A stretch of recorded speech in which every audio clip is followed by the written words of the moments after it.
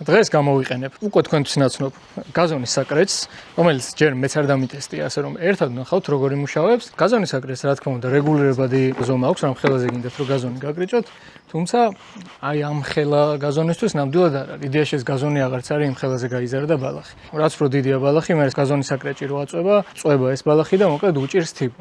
ანუ ნახოთ, უხეში გამოცდა იქნება გაზონის საკრეჭისთვის ეს და თუ თავი გაართვა, თლად. გაზონის საკრეჭი ელექტროა, მაგრამ ელემენტებზე არ არის, დენის წყარო სჭირდება. ეხლა კაბელი შევაერთოთ და გავყვეთ და გამოვყვეთ, მოკლედ გავთიბოთ როგორ გაართვას თავს, ნახოთ.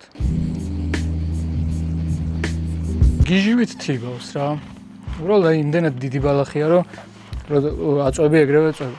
ეხლა მაქსიმალურ სიმაღლეზე ვთიბავ და ცოტა ხანში შეიძლება უფრო ოდნავ დავწიო და მე როგორც ესე საპარსი ისე გადავატარო.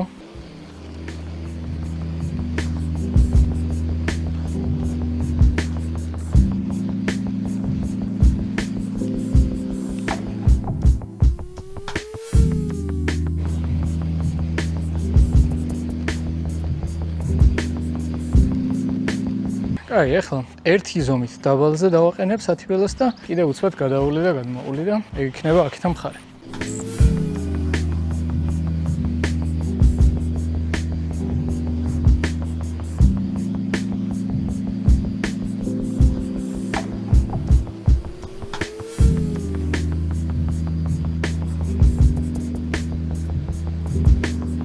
ეზოს გათიბას ფაქტობრივად მორჩი.